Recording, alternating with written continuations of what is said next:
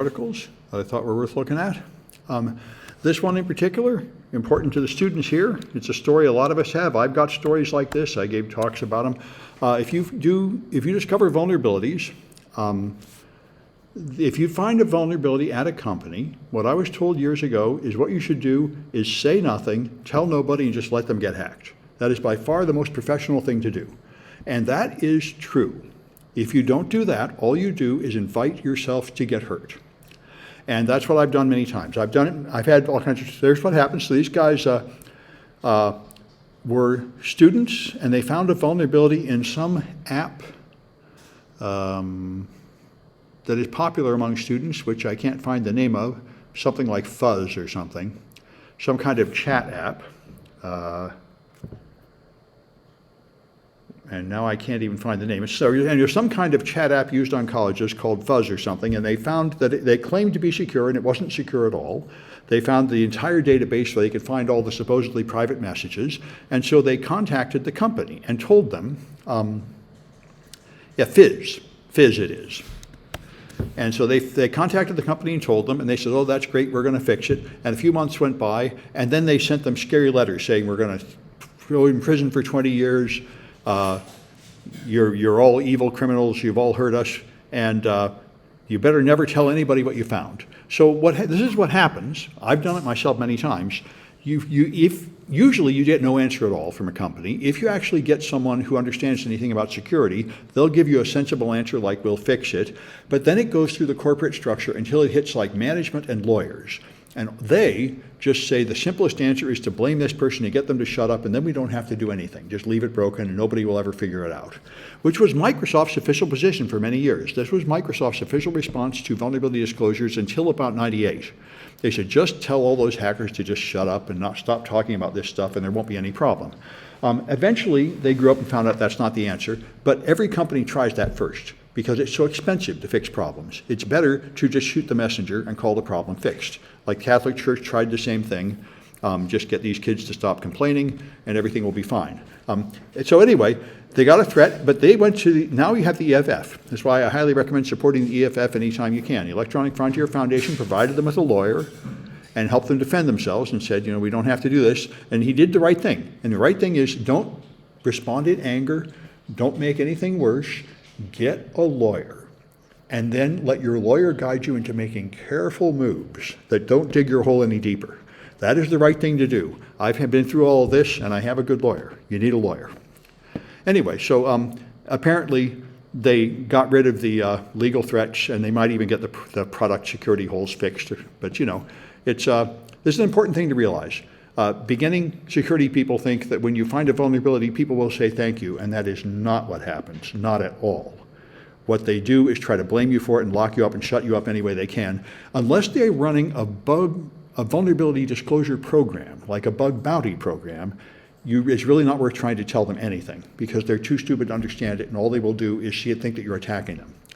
It's a thing to understand. Very much like political protest. You're trying to tell somebody, some powerful person, something they do not want to hear. So anyway, lithium is a huge problem.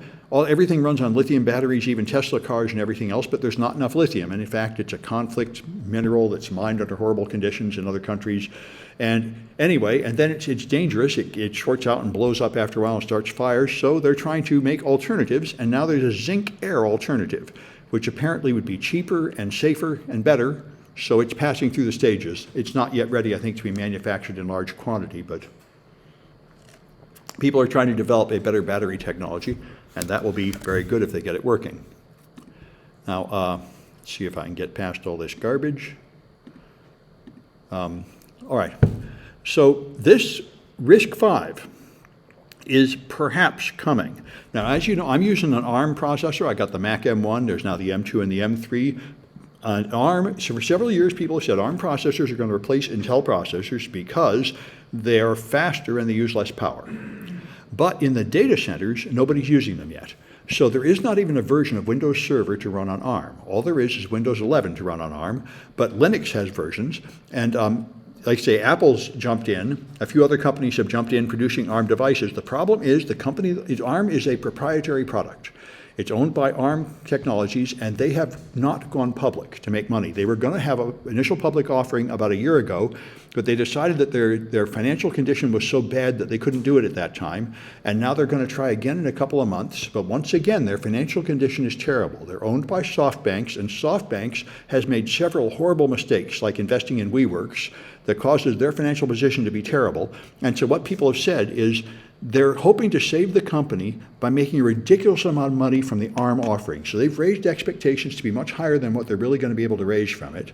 And they've talked about how they're going to raise the licensing fee for ARM to be really high. So people have to pay a lot to use it. So if ARM is a very good processor, it's a good piece of hardware, but the financial and legal situation might make it too expensive to use, so the alternative is RISC-V. RISC-V is open source, not encumbered by any patent, and it does essentially the same thing as ARM. But since everybody's been manufacturing either Intel or ARM chips, you couldn't even buy a RISC-V chip. Not until recently. Now they got the first vendor making a RISC-V chip that meets some level of certification. You still can't buy a normal computer with a RISC-V chip in it or anything. But this got my attention when I taught the classes at Defcon a month or so ago. I was real happy to do this. Let me see if I can find the, here's the workshop we did at Defcon. We did machine learning and we did exploit development, and I was very happy now. I found how to run a QEMU emulator for ARM and for RISC-V. So we did not only Intel exploits, we did ARM exploits, and we did RISC-V exploits, which are very new. And so anyway, if they ever do make this stuff, we're ready to hack it. But anyway, but that's a possible wave of the future. Nuclei is the first RISC-V processors coming out, and if ARM crashes and burns, which I guess we'll find out in the next 6 months, they're going to make this initial public offering. It will probably be a disaster. We'll see what comes of it. If the company doesn't make it through, then we may all switch to using RISC-V. Anyway, let's see if there's any way to get some of the stupid ads off the screen. All right. So Azure had a remote code execution vulnerability that SecureWorks found, and they got it patched. They found an abandoned URL in an Azure application. Microsoft is no longer using it, but they had left it behind, and they were able to use it for redirection, to redirect authorization codes to themselves. This is a fairly common attack. If you have an open redirect, then you can send data within a domain which gets forwarded out of the domain, so things that should have stayed internally as secrets can be exposed, and that's what happened here. Also, a similar one, Skype. Apparently, if you are on Skype on a mobile device, someone can send you a link as instant message, and even if you don't click on the link, it exposes your IP address to the sender, because it tried to do something like load a preview or something like that. This is a fairly common error in things that process incoming links. And they reported it to Microsoft, and Microsoft said, that doesn't matter, we don't care. And they're like, you know, that's actually, you should care, because your IP address can physically locate you. And it'll facilitate stalking. So this 404 is Motherboard. You know, Motherboard was part of Vice. It was a very important tech investigative journalism, but they went broke. And so the people that used to work at Motherboard have jumped and created this new one called 404. And so they got a lot of interesting investigative journalism at InfoSec here, and here's one of them. And when they reported it in the article, now Microsoft says they're going to fix it because they've been publicly humiliated, which is how you do it. Anyway, that's all the news. Let me